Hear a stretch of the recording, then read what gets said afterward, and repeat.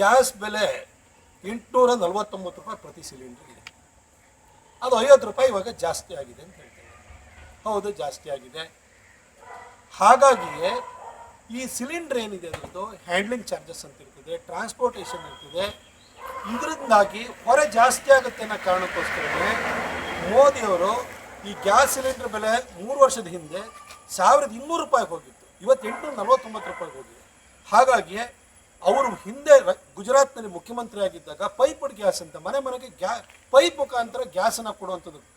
ಹೇಗೆ ತಂತಿನಲ್ಲಿ ಕರೆಂಟ್ ಬರ್ತದೋ, ಪೈಪ್ನಲ್ಲಿ ನೀರು ಬರ್ತದೋ, ಹಾಗೆ ಪೈಪ್ನಲ್ಲೇ ಗ್ಯಾಸನ್ನು ಕೊಡಬೇಕು ಅಂತಲೇ ಅವರು ಪ್ರಧಾನಿ ಆದ ನಂತರ ಯೋಚನೆಯನ್ನು ಮಾಡಿ ಪೈಪ್ಡ್ ಗ್ಯಾಸ್ ಯೋಜನೆಯನ್ನು ತಗೊಂಡ್ಬಂದರು. ನಮ್ಮ ಮೈಸೂರಿನಲ್ಲೂ ತಂದಿದ್ದೀವಿ ಅದನ್ನು ಪೈಪ್ಲೈನು ಲೇ ಮಾಡೋಂಥ ಕೆಲಸ ನಡೀತಾ ಇದೆ. ಒಂದು ಸರಿ ಪೈಪ್ಡ್ ಗ್ಯಾಸ್ ಬಂತು ಅಂತಲೇ ಹೇಳಿದರೆ ನಿಮಗೆ 450 ರೂಪಾಯಿಂದ 500 ರೂಪಾಯಿಗಿಂತ ಜಾಸ್ತಿ ಹೋಗಲ್ಲ. ಹಾಗಾಗಿ ಮೋದಿಯವರು ಇದೇನು ಗ್ಯಾಸ್ ನಮ್ಮಲ್ಲಿ ಬರಲ್ಲ, ಅದು ಹೊರಗಡೆ ನಾವು ತರಿಸ್ಕೊಳ್ಳೋದು. ಅದಕ್ಕೆ ಹಾಗಾಗಿ ಅದನ್ನು ನಾವು ಕಂಟ್ರೋಲ್ ಮಾಡಬೇಕು ಅಂತಂದರೆ ಈ ಹ್ಯಾಂಡ್ಲಿಂಗ್ ಚಾರ್ಜಸ್ಸನ್ನೆಲ್ಲ ತೆಗಿಬೇಕು ಅಂತಂದರೆ ಪೈಪ್ಡ್ ಗ್ಯಾಸ್ ಕೊಡಬೇಕು ಅಂತ ಸಮಾನಾಂತರವಾಗಿ ಆ ಕೆಲಸವನ್ನು ಕೂಡ ಮಾಡ್ಕೊಳ್ತಿದ್ದಾರೆ. ಆದರೂ 50 ರೂಪಾಯಿ ಹೊರೆ ಆಗುತ್ತೆ ಅಂತಲೇ ಭಾವಿಸೋಣ. ಒಂದು ಗ್ಯಾಸ್ ಬಗ್ಗೆ ಮಾತಾಡ್ತಿದ್ರಲ್ಲ ಸಿದ್ದರಾಮಯ್ಯನವರೇ ಹಾಗೂ ಡಿ ಕೆ ಶಿವಕುಮಾರ್ ಅವರೇ, ನೀವು ಬಂದಾದ್ಮೇಲೆ ಏನೇನು ಜಾಸ್ತಿ ಆಗಿದೆ ಸರ್? ಗೃಹಲಕ್ಷ್ಮಿ ಕೊಡ್ತೀನಿ ಅಂದರೆ ಆ ತಿಂಗಳಿಂದ ಕೊಟ್ಟಿಲ್ಲ. ಯುವ ನಿಧಿ ಅಂದರೆ ಬಮಡೆ ಬಜಾಯಿಸಿದರೆ ಪ್ರಾರಂಭನೇ ಮಾಡಲಿಲ್ಲ. ಅನ್ನ ಯೋಜನೆಯನ್ನು ಮಾಡ್ತೀವಿ, ಅದಕ್ಕೊಂದು ಅನ್ನಭಾಗ್ಯವನ್ನು ಕೊಡ್ತೀವಿ ಅಂತ ಹೇಳಿದ್ರಿ, 6 ತಿಂಗಳಿಂದ ಅದನ್ನು ಕೂಡ ಕೊಟ್ಟಿಲ್ಲ. ಆದರೆ ಮುದ್ರಾಂಕ ಬೆಲೆ ಏನು ರಿಜಿಸ್ಟ್ರೇಷನ್ ಕಾಸ್ಟನ್ನು ಜಾಸ್ತಿ ಮಾಡಿರಿ. ಮೊನ್ನೆ ಕರೆಂಟ್ ಬಿಲ್ಲನ್ನು 3.5 ರೂಪಾಯಿ ನಮ್ಮ ಸರ್ಕಾರ ಇದ್ದಾಗ ಯೂನಿಟಿಗೆ 3.5 ರೂಪಾಯಿ ಇತ್ತು, ಇವಾಗ 7.5 ರೂಪಾಯಿ ಆಗಿದೆ. ಅಷ್ಟು ಮಾತ್ರ ಅಲ್ಲ, ಮೊನ್ನೆ ಮಿನಿಮಮ್ ಡೆಪಾಸಿಟ್ ಏನಿದೆಯಲ್ಲ ಅದನ್ನು ಜಾಸ್ತಿ ಮಾಡಿದಿರಿ, ಕರೆಂಟ್ ಬಿಲ್ಲನ್ನು ಜಾಸ್ತಿ ಮಾಡಿದಿರಿ, ವಾಟರ್ ಬಿಲ್ಲನ್ನು ಜಾಸ್ತಿ ಮಾಡಿದಿರಿ, ಕಸ ತೆಗಿಯೋಕ್ಕೂ ದುಡ್ಡು ಕೊಡಬೇಕು ಅಂತೇಳಿ ಹೇಳ್ತಾ ಇದ್ದೀರಿ, ಬಸ್ ಚಾರ್ಜನ್ನು ಜಾಸ್ತಿ ಮಾಡಿದಿರಿ. ಹಾಗೆ ಯಾವುದೇ ಸರ್ಕಾರಿ ಸೇವೆಗಳಿರ್ಬೋದು ಒಂದನ್ನಾದ್ರೂ ಕೂಡ ನೀವು ಜನರಿಗೆ ಅಫೋರ್ಡೆಬಲ್ ಆಗಿ ಇಟ್ಟಿದ್ದೀರ. ನೀವು ಆಯಿತು, ರೈತ ಪಂಪ್ ಸೆಟ್ಟನ್ನು ಹಾಕೊಳ್ತಿದ್ದ, ನಮ್ಮ ಸರ್ಕಾರ ಇರಬೇಕಾದ್ರೆ ಅವನು 24,000 ರೂಪಾಯಿನ ಕಟ್ಟಿಬಿಟ್ರೆ ಅವನಿಗೆ ಟ್ರಾನ್ಸ್ಫಾರ್ಮರ್ ಸಮೇತ ಲೈನೂ ಹಾಕಿ ಕೊಡಬೇಕಾದ್ರು. ಇವಾಗ ಎಷ್ಟಾಗಿದೆ ಸರ್? 2 ಲಕ್ಷ ರೂಪಾಯಿ ಆಗಿದೆ. ನೀವು ರೈತನಿಗೆ ಇದನ್ನೇ ಕೊಡ್ತಾ ಇರುವಂಥದ್ದು. ನಿಮ್ಮ ಸರ್ಕಾರದಲ್ಲಿ ಪ್ರತಿಯೊಂದರ ಬೆಲೆನೂ ಜಾಸ್ತಿ ಆಗಿದೆ. ಮೊನ್ನೆ ಪೆಟ್ರೋಲ್ ಡೀಸೆಲ್ಲು ಯಾವಾಗಲೂ ಮೋದಿ ಸರ್ಕಾರ ಮೊನ್ನೆ ಪೆಟ್ರೋಲ್ ಡೀಸೆಲ್ ಬೆಲೆ ಯಾರು ಸರ್ ಜಾಸ್ತಿ ಮಾಡಿರುವಂಥದ್ದು? ನಿಮ್ಮ ಸರ್ಕಾರ ಜಾಸ್ತಿ ಮಾಡಿರುವಂಥದ್ದು. ಲೂಟಿ ಹೊಡಿತಾನೇ ಇದ್ದೀರಿ, ಜನರನ್ನು ಪ್ರತಿನಿತ್ಯನೂ ಸುಲಿಗೆ ಮಾಡ್ತಿದ್ದೀರಿ. ಅದನ್ನೆಲ್ಲ ಬಿಟ್ಟರೆ ಒಂದು ಗ್ಯಾಸು ಅಂತೀರಿ. ನಿಮ್ಮ ಸರ್ಕಾರದಲ್ಲಿ ಎಲ್ಲದರಲ್ಲೂ ಸುಲಿಗೆ ಮಾಡ್ತಾ ಇದ್ದೀರಲ್ಲ ಸರ್. ಕಸ ತಕ್ಕೂ ದುಡ್ಡು ಕೇಳ್ತಾ ಇದ್ದೀರಲ್ಲ ನೀವು. ಬೆಂಗಳೂರಿನಲ್ಲಿ ಆಕ್ಯುಪೆನ್ಸಿ ಸರ್ಟಿಫಿಕೇಟ್ ತೊಗೊಳೋದಕ್ಕೆ ಸ್ಕ್ವೇರ್ ಫುಟ್ಟಿಗೆ 100 ರೂಪಾಯಿ ಮಾಡಿರೋದು ಯಾರು? ಡಿ ಕೆ ಶಿವಕುಮಾರ್ ಅವರೇ. ಬಿಲ್ಡರ್ಸಿಗೆ ಗೊತ್ತಿಲ್ವಾ? ನಮ್ಮ ಸರ್ಕಾರ ಇರಬೇಕಾದ್ರೆ 40% ಅಂತ ಹೇಳಿದಂತಹ ಗುತ್ತಿಗೆದಾರರ ಸಂಘದ ಕೆಂಪಣ್ಣ ನಿಮ್ಮ ಸರ್ಕಾರ ಬಂದಾದ್ಮೇಲೆ 60%ಗಿಂತ ಜಾಸ್ತಿ ಆಗೋಯ್ತು ಅಂತ ಹೇಳ್ಬಿಟ್ಟು ಆ ವಯಸ್ಸು ಸತ್ತೋಗ್ಬಿಟ್ಟು ಈ ಕೆಲಸ ನಿಮ್ಮ ಸರ್ಕಾರದಲ್ಲಿ ನಡೀತಾ ಇದೆ. ಇದನ್ನು ಬಿಟ್ಬಿಟ್ಟು ಇದನ್ನ ಯಾಕೆ ಗ್ಯಾಸ್ ಪ್ರೈಸ್ ಅಂತ ಮಾತಾಡ್ತೀವಿ. ನಾವು ಪೈಪ್ಡ್ ಗ್ಯಾಸ್ ಕೊಡೋ ಮುಖಾಂತರ ಅದನ್ನು ಕೂಡ ತಹಬಂದಿಗೆ ನಾವು ತರ್ತೀವಿ. ಆದರೆ ನೀವು ಬ್ರ್ಯಾಂಡ್ ಬೆಂಗಳೂರು ಅಂತಿದ್ರಲ್ಲ ಡಿ ಕೆ ಶಿವಕುಮಾರ್ ಅವರೇ, ಬ್ರ್ಯಾಂಡ್ ಬೆಂಗಳೂರಲ್ಲ, ಗುಂಡಿ ಬೆಂಗಳೂರು ಆಗಿದೆ. ಫಸ್ಟು ನೀವೇನು ಜನಕ್ಕೆ 2 ವರ್ಷದ ಹಿಂದೆ ಹೇಳಿದ್ರಿ, ಮೇ 20 ಬಂದರೆ 2 ವರ್ಷ ತುಂಬುತ್ತೆ ನಿಮ್ಮ ಸರ್ಕಾರ ಬಂದು. ನಿಮಗೆ ಕೊಟ್ಟ ಕೆಲಸವನ್ನ ಮಾಡ್ದಲೆ ಬರೀ ಯಾವಾಗಲೂ ಕೇಂದ್ರ ಸರ್ಕಾರದ ಬಗ್ಗೆ ಮಾತಾಡ್ತೀರಿ. ಡಿ ಕೆ ಶಿವಕುಮಾರ್ ಅವರು ಇಲ್ಲಿ ಸಿಕ್ತವ್ರ ಮೇಲೆಲ್ಲ ಏರು ಹೋಗ್ತೀರಿ, ಭಾಳ ಮಾತಾಡ್ತೀರಿ ನೀವು. ಮೊನ್ನೆ ಸ್ಟಾಲಿನ್ ಹತ್ರ ಹೋದಾಗ ಮೇಕೆದಾಟದ ಬಗ್ಗೆ ಮಾತಾಡಲಿಲ್ವಲ್ಲ ನೀವು? ಮಾತಾಡಿ ಸರ್ ಅದ್ರ ಬಗ್ಗೆ. ಮೇಕೆದಾಟು ಬಗ್ಗೆ ಮಾತಾಡೋಕ್ಕಾಗಲ್ಲ, ಕಳಸಾ ಬಂಡೂರಿ ಬಗ್ಗೆ ಮಾತಾಡೋಕ್ಕಾಗಲ್ಲ. ಇಲ್ಲಿ ಬಂದು ಯಾವಾಗಲೂ BJP ಬೈಯೋದ್ರ ಮೇಲೆ ಚೆನ್ನಾಗಿ ಮಾಡಿದೆ. ಆಯ್ತು ಸರ್, BJP ಸರಿ ಇಲ್ಲ ಅಂತಲೇ ನಿಮ್ಮನ್ನು ಅಧಿಕಾರಕ್ಕೆ ತಂದಿದ್ದಲ್ವಾ, 138 ಸೀಟ್ ಕೊಟ್ಟಿರೋದಲ್ವಾ? ಏನು ಮಾಡ್ತಿದ್ದೀರಿ ನೀವು? ನಿಮ್ಮನ್ನು ತೂಚಿ ಅಂತ ಉಗಿತಾ ಇದ್ದಾರೆ ಇವತ್ತು. ಫಸ್ಟು ನಿಮ್ಮ ಮುಖ ಒರೆಸ್ಕೊಳ್ಳಿ, ಆನಂತರ ಬೇರೆಯವ್ರ ಬಗ್ಗೆ ಮಾತಾಡೋಣ. ಮೊದಲನೇದಾಗಿ ವಿನಯ್ ಸೋಮಯ್ಯನ ಕೊಂದವ್ರು ಯಾರು? ಕೊಂದಿದ್ದೆ ಪೊನ್ನಣ್ಣ. ಆತನ ವಿರುದ್ಧ ಒಂದು ವಾಟ್ಸಪ್ ಗ್ರೂಪ್ನಲ್ಲಿ ಆತ ಅಡ್ಮಿನ್ ಇದ್ದಾನೆ. ಅಡ್ಮಿನ್ ಮೇಲೆ ಕೇಸ್ ಹಾಕುವಂಥದ್ದು, ಅವನಿಗೆ ಹೆರಾಸ್ಮೆಂಟ್ ಮಾಡುವಂಥದ್ದು, ತಹಸೀಲ್ದಾರರಿಗೆ ಚಿತಾವಣೆ ಕೊಟ್ಟು 107 ಹಾಕ್ತೀವಿ, ರೌಡಿ ಶೂಟ್ ಓಪನ್ ಮಾಡ್ತೀವಿ ಅಂತ ಹೇಳಿ ಬೆದರಿಸುವಂಥದ್ದು ಈ ಕೆಲಸವನ್ನು ಮಾಡ್ತಾರೆ. ಯಾರು? ಪೊನ್ನಣ್ಣ ಮಾಡಿರುವಂಥದ್ದು. ಪೊನ್ನಣ್ಣ ಕೊಂದಿದ್ರಿಂದಲೇ ಅಲ್ವಾ ನಾವು ಸಾವಿಗೆ ನ್ಯಾಯ ಕೊಡಿ ಅಂತ ಹೋಗಿದ್ದು. ಸಾವಿಗೆ ನ್ಯಾಯ ಕೇಳಿದರೆ ರಾಜಕೀಯ ಆಗುತ್ತೆ. ಸಾಯಿಸಿದವನು ಕೊಲೆಗಡಕನ ಕಥೆ ಏನು? ಕೊಲೆಗಡಕನ ಬಾಯಲ್ಲಿ ಇವತ್ತು ಸಾವನ್ನ ಇಟ್ಕೊಂಡು ಹೆಣ ಇಟ್ಕೊಂಡು ರಾಜಕೀಯ ಮಾಡ್ತಿದ್ದಾರೆ ಅಂತ ಹೇಳ್ತಾರೆ. ಆ ಥರ ವಿನಯ್ ಸೋಮಯ್ಯನ ಕೊಂದಿದ್ದೇ ಪೊನ್ನಣ್ಣ ಅಲ್ವಾ? ಪೊಲೀಸರು ದಾರಿ ತಪ್ಪಿಸುವಂಥ ಕೆಲಸವನ್ನು ಮಾಡಿದರು. ಅಲ್ಲಿಂದ DCP ಅವ್ರಿಗೆ ಮಾತಾಡಿದ್ರು ಮತ್ತು ಕಮಿಷನರು ಕೂಡ ಮಾತಾಡಿದ್ರು, ದೂರಿನಲ್ಲಿ ಕೊಟ್ಟೇ ಇಲ್ಲ ಅಂತ ಸುಳ್ಳು ಹೇಳಿದರು. ಆದರೆ ರಾತ್ರಿ 2 ಗಂಟೆಗೆ ಬಾಡಿ ಬಂದಾಗ ಅವ್ರ ಜೊತೆಗೆ ಬಂದಂತಹ ಅವರ ಸಂಬಂಧಿಕ ಜೀವನ್ನು ಅವರೇ ದೂರುದಾರರು ಅವ್ರ ಕೈಯಲ್ಲೇ ನೀವು ಯಾವ ದೂರನ್ನ ಕೊಟ್ಟಿದ್ರಿ ಅಂತ ಹೇಳಿದಾಗ ಆ ದೂರಿನ ಕಾಪಿನ ಕೊಟ್ಟರು. ಆ ಕಾಪಿಯ ಸಬ್ಜೆಕ್ಟ್ನಲ್ಲೇ ಈ 4 ಜನರ ಹೆಸರನ್ನು ಸ್ಪಷ್ಟವಾಗಿ ಅವರು ಉಲ್ಲೇಖವನ್ನು ಮಾಡಿದರು. ಇಷ್ಟಾಗಿಯೂ ಕೂಡ ಪೊಲೀಸರು ಕಾನೂನಿಗೆ ಅನುಗುಣವಾಗಿ ನಡ್ಕೊಳ್ಳೋ ಬದಲು ಸರ್ಕಾರದ ಮೂಗಿನೇರೋಕ್ಕೆ ನಡ್ಕೊಂಡು ಈ ರೀತಿ ದಾರಿ ತಪ್ಪಿಸುವಂಥ ಹೇಳಿಕೆಯನ್ನು ಮಾಧ್ಯಮಗಳಿಗೆ ಹರಿಬಿಡೋ ಕೆಲಸ ಮಾಡಿದ್ದಾರೆ. ಯಾವುದು ಜಾತ್ರೆಗಳಿರ್ತದೆ, ಕಲ್ತುರಾಟ ಯಾರು ಹೊಣೆ ಆಗ್ತಾರೆ ಅಂತ ಕ್ಯಾತ್ಮಾರ್ನಹಳ್ಳಿ ಬರುವಂಥದ್ದು ಉದಯಗಿರಿ ಪೊಲೀಸ್ ಸ್ಟೇಷನ್ ವ್ಯಾಪ್ತಿನಲ್ಲಿ ಪೊಲೀಸರಿಗೆ ರಕ್ಷಣೆ ಇಲ್ಲ ಅನ್ನೋದು ಮೊನ್ನೆ ಅಷ್ಟೇ ಪ್ರೂವ್ ಆಗಿದೆ. ಪೊಲೀಸರ ಮೇಲೆ ದಾಳಿಯಾಗಿದೆ. ಇಷ್ಟಾಗಿಯೂ ಕೂಡ ಮದ್ರಾಸಾ ಅಂತೇಳಿ ಓಪನ್ ಮಾಡ್ತೀವಿ ಅಂತೇಳಿ DC ಅವರು ಅವಕಾಶ ಕೊಡ್ತಾರಲ್ಲ, DC ಅವರು ಅದನ್ನು ಆದೇಶವನ್ನು ಮಾಡಿದ್ರು ಅಥವಾ ಜಮೀರ್ ಅಹಮದ್ ಖಾನ್ ಆದೇಶವನ್ನು ಬರೆದ್ಬಿಟ್ಟು DC ಕೈಲಿ ಸೈನ್ ಹಾಕ್ಸಿದ್ರು, ನನಗಂತೂ ಡೌಟ್ ಆಗ್ತಿದೆ. ಯಾಕಂದರೆ ಲಕ್ಷ್ಮೀಕಾಂತ್ ರೆಡ್ಡಿ ಅವರು ಸ್ವಲ್ಪ ಪ್ರಜ್ಞಾವಂತ ಮನುಷ್ಯ, ಅವರು ಈ ರೀತಿ ಆದೇಶವನ್ನು ಕೊಡೋದಕ್ಕೆ ಸ್ವಲ್ಪ ಯೋಚನೆಯನ್ನು ಮಾಡೋರು. ಆದರೆ ಇದು ಜಮೀರ್ ಅಹಮದ್ ಖಾನ್ ಮತ್ತು ಸಿದ್ದರಾಮಯ್ಯನವರು ಬರೆದ್ಬಿಟ್ಟು DC ಕೈಲಿ ಸೈನ್ ಹಾಕ್ಸಿದ್ರು. ಇದು DC ಅವರು ಇದಕ್ಕೆ ಹೊಣೆ ಆಗಬೇಕಾಗುತ್ತೆ. ಯಾಕೆಂತಂದರೆ ಸಿದ್ದರಾಮಯ್ಯನವರು ಮತ್ತು ಜಮೀರ್ ಅಹಮದ್ ಖಾನ್ ತಾಳಕ್ಕೆ ತಕ್ಕ ಹಾಗೆ ನೀವು ಕುಣಿತಾ ಇದ್ದರೆ ಇಲ್ಲಿ ಪರಿಸ್ಥಿತಿ ಹದಗೆಡುತ್ತೆ. ಹದಗೆಟ್ಟಾಗ ನೀವೇ ದೋಷಿ ಆಗಬೇಕಾಗುತ್ತೆ.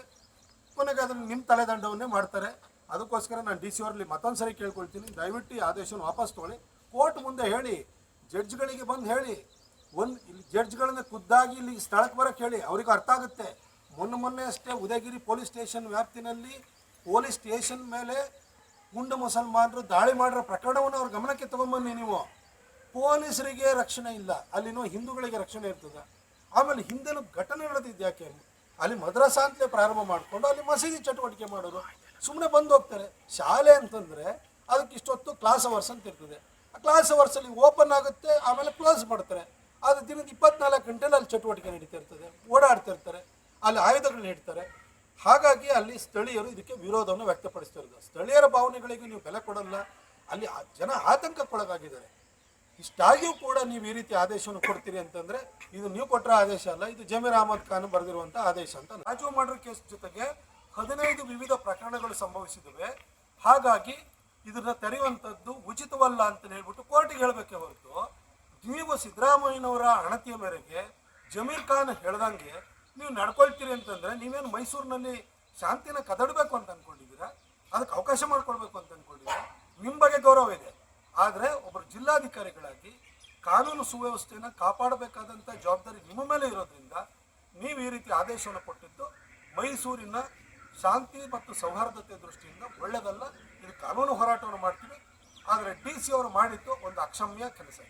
ನಾನು ಸಂಸದನಾಗಿದ್ದಂಥ ಸಂದರ್ಭದಲ್ಲಿ 2015ರಲ್ಲಿ ಇದೇ ಕ್ಯಾತ್ಮಾರ್ನಹಳ್ಳಿಯ ಮಸೀದಿಗೆ ಸಂಬಂಧಪಟ್ಟ ಹಾಗೆ ಗಲಾಟೆ ನಡೆದು ರಾಜುನ ಹತ್ಯೆ ಆಯಿತು. ಆ 2015ರಲ್ಲಿ ರಾಜು ಹತ್ಯೆ ಆದಾಗ ನಾನು ಖುದ್ದಾಗಿ ಸ್ಥಳಕ್ಕೆ ಹೋಗಿ ಅಲ್ಲಿ ನಿಂತು ಸ್ಥಳೀಯರ ಜೊತೆ ಸೇರಿ ಆ ಮಸೀದಿನ ಮುಚ್ಚಿಸಿದೆ. ಇವತ್ತು ನಾನು ಸಂಸತ್ತಿಲ್ಲ, 9 ವರ್ಷಗಳ ನಂತರ ಮತ್ತೆ ಸಿದ್ದರಾಮಯ್ಯನವರು ಮುಖ್ಯಮಂತ್ರಿಯಾಗಿ ಬಂದಿದ್ದಾರೆ. ಇವತ್ತು ಮಸೀದಿಯನ್ನು ತೆರೆಯುವಂಥ ಒಂದು ಪ್ರಯತ್ನ ನಡೀತಾ ಇದೆ. ಪೊಲೀಸ್ ಇಲಾಖೆ, ಅದು ಪೊಲೀಸ್ ಕಮಿಷನರು ಭಾಳ ಸ್ಪಷ್ಟವಾಗಿ ವರದಿಯನ್ನು ಕೊಟ್ಟಿದ್ದಾರೆ. ಒಂದು ವೇಳೆ ಈ ಮಸೀದಿಯನ್ನು ತೆರೀತು ಅಂತಂದರೆ ಅದು ಮದ್ರಸಾ ಹೆಸರಿನಲ್ಲಿ ತರಲಿ, ಏನೇ ತರಲಿ, ಚಟುವಟಿಕೆ ಒಂದೇ ನಡೆಯುತ್ತೆ. ಈ ಹಿಂದೆನೂ ಕೂಡ ಮದ್ರಸಾ ಅಂತ ಹೇಳ್ಕೊಂಡೆ ಅದು ಮಸೀದಿ ಮಾಡ್ಕೊಂಡಿದೆ. ಹಾಗಾಗಿ ಪೊಲೀಸರು ಒಂದು ವೇಳೆ ಇದನ್ನು ತೆರೆದ್ರೆ ಕೋಮು ಸಂಘರ್ಷಕ್ಕೆ ದಾರಿ ಆಗುತ್ತೆ ಅಂತೇಳಿ ವರದಿನ ಕೊಟ್ಟಿದ್ದಾರೆ. ಇಷ್ಟಾಗಿಯೂ ಕೂಡ DC ಅವರು ಯಾಕೆ ಈ ಥರ ಆರ್ಡರ್ ಕೊಡ್ತಾ ಇದ್ದಾರೆ? ಲಾ ಆ್ಯಂಡ್ ಆರ್ಡರ್ನ ಮೇಂಟೈನ್ ಮಾಡಬೇಕಾದದ್ದು, ಕಾಪಾಡಬೇಕಾದದ್ದು ಪೊಲೀಸ್ ಕಮಿಷನರ್ ಕರ್ತವ್ಯ ಆಗಿರುತ್ತದೆ. ಪೊಲೀಸ್ ವರಿಷ್ಠಾಧಿಕಾರಿನೇ ಈ ವರದಿನ ಕೊಟ್ಟಿದ್ದಾರೆ, ಕೋಮು ಸಂಘರ್ಷಕ್ಕೆ ದಾರಿ ಆಗುತ್ತೆ ಅಂತಲೇ. ಇಷ್ಟಾಗಿಯೂ ಕೂಡ DC ಅವರಿಗೆ ಅದು ಯಾವ ಒತ್ತಡ ಇದೆ, ಆ ಯಾವ ಅನಿವಾರ್ಯತೆ ಇದೆ ಓಪನ್ ಮಾಡಬೇಕು ಅಂತ. ಅದು ಸರಿ, ಮದ್ರಸಾದಲ್ಲಿ ಏನು ಕಲಿಸ್ತಾರೆ ಸರ್? ರೈಟ್ ಟು ಎಜುಕೇಷನ್ನು, ಶಿಕ್ಷಣ ಅದು ಮೂಲಭೂತ ಹಕ್ಕು ಹೌದು. ಮಸೀದಿನಲ್ಲಿ ಅಥವಾ ಮದ್ರಸಾದಲ್ಲಿ ಏನು ಶಿಕ್ಷಣ ಕೊಡ್ತಾರೆ? ಅವ್ರು ರಿಲಿಜಿಯಸ್ ಇದನ್ನು ಟೀಚಿಂಗ್ಸ್ ಕೊಡೋವಂಥದ್ದು. ಅಲ್ಲೇನು ಗಣಿತ ವಿಜ್ಞಾನ ಹೇಳ್ಕೊಡ್ತಾರೆ? ಆ ಮಕ್ಕಳೇನೋ ಬಂದ್ಬಿಟ್ಟು ಒಳ್ಳೆ ಮ್ಯಾಥಮೆಟಿಷಿಯನ್ನು, ಒಳ್ಳೆ ಇಂಜಿನಿಯರು, ಒಳ್ಳೆ ಡಾಕ್ಟರ್ ಆಗ್ತಾರೆ, ಅಲ್ಲಿಂದ ಬಂದು ಕಲ್ಲು ಹೊಡೆಯೋರು ಆಗ್ತಾರೆ ಅಷ್ಟೇ. ಆ ಮದ್ರಸಾ ಬೇಕಾಯಿತು. 200 ಮೀಟ್ರ್ ದೂರದಲ್ಲೇ ದೊಡ್ಡ ಮಸೀದಿ ಇದೆ, ಅಲ್ಲಿ ಒಂದು ಮದ್ರಸಾ ಇದೆ. ಅಲ್ಲೇ ಹೇಳ್ಕೊಡ್ತಾ ಇದ್ರಲ್ಲ, ಅಲ್ಲಿಗೆ ಕಳಿಸ್ಲಿ ಮಕ್ಕಳನ್ನ. ಭಗವದ್ಗೀತೆ ಓದ್ತೀರಾ, ಕುರಾನ್ ಓದ್ತೀರಾ, ಬೈಬಲ್ ಓದ್ತೀರಾ, ನಿಮಗೆ ಫಂಡಮೆಂಟಲ್ ರೈಟ್ ನೀವು ಏನು ಬೇಕಾದ್ರೆ ಓದ್ಕೊಳ್ಳಿ, ನಿಮ್ಮ ಮಸೀದಿನಲ್ಲಿ ಬೇಕಾದ್ರೆ ಏನಾದರೂ ಹೇಳ್ಕೊಳ್ಳಿ. ಆದರೆ ಮದ್ರಾಸ ಅನ್ನೋದು ಶಾಲೆ ಆಗಿರಬೇಕು. ಅದು ಅಲ್ಲೇನು ನೀವೇನು ಹೋಗ್ಬಿಟ್ಟು ಗಣಿತ ವಿಜ್ಞಾನ ಹೇಳ್ಕೊಡ್ತೀರಾ? ಅದು ಫಂಡಮೆಂಟಲ್ ರೈಟಾ ನಿಮ್ಮದು? ನೀವು ಯಾವ ರಿಲಿಜನ್ ಬೇಕಾದ್ರೂ ಪ್ರಾಕ್ಟೀಸ್ ಮಾಡ್ಬೋದು, ಅದು ನಿಮ್ಮ ಫಂಡಮೆಂಟಲ್ ರೈಟ್. ಅದು ಧರ್ಮವನ್ನು ಬದಲಾಯಿಸ್ಬೋದು, ಅದು ನಿಮ್ಮ ಫಂಡಮೆಂಟಲ್ ರೈಟು. ಆದರೆ ಮದ್ರಸಾದಲ್ಲಿ ಏನು ಮಾಡ್ತಿದ್ದೀರಿ? ಅದು ಶಾಲೆಯ ಹೆಸರಿನಲ್ಲಿ ನೀವು ಅಲ್ಲಿ ಹೇಳ್ಕೊಡೋವಂಥದ್ದು ಏನು? ಅಲ್ಲೇನು ಗೌರ್ಮೆಂಟ್ ಟೀಚರ್ಸ್ ಹೋಗ್ಬಿಟ್ಟು ನಿಮಗೆ ಗಣಿತ ವಿಜ್ಞಾನ ಹೇಳ್ಕೊಡ್ತಾರೆ? ಅಲ್ಲಿ ಹೋಗುವಂಥದ್ದೇ ಬರೀ ಈ ರೀತಿ ಕಲ್ಲು ಹೊಡೆಯೋದನ್ನೇ ಹೇಳ್ಕೊಡೋವಂಥದ್ದು. ಅದಕ್ಕೋಸ್ಕರ ಇರುವ ಹಿಂದೆ ಗಲಾಟೆ ಆಗಿರುವಂಥದ್ದು. ಮತ್ತು ಇನ್ಯಾವ ಫಂಡಮೆಂಟಲ್ ರೈಟ್ಸ್ ಬಗ್ಗೆ ಮಾತಾಡ್ತಿದ್ದೀರಿ? ಈಶ್ವರಪ್ಪ ಅವರ ಪ್ರಕರಣದಲ್ಲಿ ಆದಂತೆ ಆಡಳಿತ ಪಕ್ಷ ಇದ್ರು FIR ಆಗ್ತದೆ ಅವ್ರ ಮೇಲೆ ದಾಖಲು. ಇವ್ರ ಮೇಲೆ ಯಾಕೆ FIR ಅಂದ್ರೆ ಕಾಣದ ಕೈಗಳು ಕೆಲಸ ಮಾಡ್ತಾರೆ ಅಥವಾ ಸರ್ಕಾರ ನೇರವಾಗಿ ಭಾಗಿಯಾಗ್ತಾ ಇದೆ? ಸಿದ್ದರಾಮಯ್ಯನವರೇ ಮಾಧ್ಯಮಗಳಿಗೆ ಹೇಳಿಕೆ ಕೊಡ್ತಾರೆ, ಏನು BJP-ಯವರು ಪ್ರೊಟೆಸ್ಟ್ ಮಾಡಿದ್ರು ಅಂತ ಹೇಳಿದ ಕೂಡ ನಾವು FIR ಹಾಕೋಕ್ಕಾಗುತ್ತಾ ಅಂತೇಳಿ. ಸಿದ್ದರಾಮಯ್ಯನವರು ಈ ಒಂದು ರಾಜ್ಯದ ಮುಖ್ಯಮಂತ್ರಿಯಾಗಿ ಅಮಾಯಕ ತೀರ್ಕೊಂಡಿದ್ದಾನೆ, ಆತ್ಮಹತ್ಯೆ ಮಾಡ್ಕೊಂಡಿದ್ದಾನೆ. ಅದು ಅವರ ಶಾಸಕರ ಒತ್ತಡದಿಂದ ತೀರ್ಕೊಂಡಿದ್ದಾನೆ. ಇಷ್ಟಾಗಿಯೂ ಕೂಡ 6 ಕೋಟಿ ಕನ್ನಡಿಗರ ಪ್ರತಿನಿಧಿಯಾಗಿ ಮಾತಾಡೋದ್ರ ಬದಲು ಕಾಂಗ್ರೆಸ್ನ ಕಾರ್ಡ್ ಹೋಲ್ಡರ್ ಥರ ಅವರು ಹೇಳಿಕೆಯನ್ನು ಕೊಡ್ತಾರೆ ಅಂತಂದರೆ ಈ ರಾಜ್ಯದ ದುರ್ದೈವ. ವಿನಯ್ ಸೋಮಯ್ಯ ಆತ್ಮಹತ್ಯೆ ಮಾಡಿಕೊಂಡ ಬೆನ್ನಲ್ಲೇ ಬೆಂಗಳೂರಿನಲ್ಲಿ ಕೊಟ್ಟಂಥ ದೂರಿನಲ್ಲಿ, ಆ ದೂರಿನ ಸಬ್ಜೆಕ್ಟ್ನಲ್ಲೇ ಭಾಳ ಸ್ಪಷ್ಟವಾಗಿ MLA ಪೊನ್ನಣ್ಣ, ಮಂತರ್ಗೌಡ, ಹರೀಶ್ ಪೂವಯ್ಯ, ತೆನ್ನಿರಮೈನ ಈ 4 ಜನರ ಹೆಸರನ್ನು ಕೂಡ ಉಲ್ಲೇಖ ಮಾಡಲಾಗಿದೆ. ದೂರಿನಲ್ಲಿ ಏನು ಕೊಟ್ಟಿದ್ದಾರೆ ಅದರ ಆಧಾರದ ಮೇಲೆ FIR-ಅನ್ನು ಅವ್ರು ಹಾಕಬೇಕಿತ್ತು. ಆದರೂ ಕೂಡ ಸರ್ಕಾರದ ಒತ್ತಡಕ್ಕೆ ಮಣಿದು ತೆನ್ನಿರಮೈನನೊಬ್ಬನ ಬಿಟ್ಟು ಇನ್ನು ಉಳಿದವ್ರನ್ನ ಅಷ್ಟೂ ಜನ ಹೆಸರನ್ನು ಕೈ ಬಿಟ್ಟಿದ್ದಾರೆ. ಇದ್ರ ಬಗ್ಗೆ ನಾವು ಹೋರಾಟವನ್ನು ಕೂಡ ಮಾಡಿದ್ವಿ. ಆದರೆ ಸರ್ಕಾರ ಹೋರಾಟಕ್ಕೆ ಒಂದು ಸಣ್ಣ ಒಂದು ಕಿಂಚಿತ್ತು ಗಮನವನ್ನು ಕೊಡುವಂತಹ ಸೌಜನ್ಯವನ್ನು ಕೂಡ ತೋರಲಿಲ್ಲ. ಸೋಮಯ್ಯಗೆ ನ್ಯಾಯ ಕೊಡಬೇಕು ಅಂತ ಸರ್ಕಾರಕ್ಕೆ ಅನ್ನಿಸ್ಲೇ ಇಲ್ಲ. ಹಾಗಾಗಿ ನಾವು ಕಾನೂನು ಹೋರಾಟಕ್ಕೆ ಮುಂದಾಗಿದ್ದೀವಿ. ಇವತ್ತು ಹೈಕೋರ್ಟ್ನಲ್ಲಿ ಖ್ಯಾತ ವಕೀಲರು, ಈ ಹಿಂದೆ ಅಡಿಷನಲ್ ಅಡ್ವೊಕೇಟ್ ಜನರಲ್ ಆಗಿದ್ದಂತಹ ಅರುಣ್ ಶ್ಯಾಮ್ ಅವರು ರಿಟ್ ಪಿಟಿಷನ್ನ ಫೈಲ್ ಮಾಡ್ತಾ ಇದ್ದಾರೆ. ಪೊನ್ನಣ್ಣ, ಮಂತರ್ಗೌಡ, ಹರೀಶ್ ಪೂವಯ್ಯ ಅವರ ಹೆಸರನ್ನು ಕೂಡ ಇದಕ್ಕೆ ಸೇರಿಸಬೇಕು ಅಂತ ಹೇಳಿ ಕೋರ್ಟಿನ ಮುಂದೆ ಪ್ರಾರ್ಥನೆಯನ್ನು ಕೂಡ ಮಾಡ್ಕೊಳ್ತಾ ಇದ್ದಾರೆ.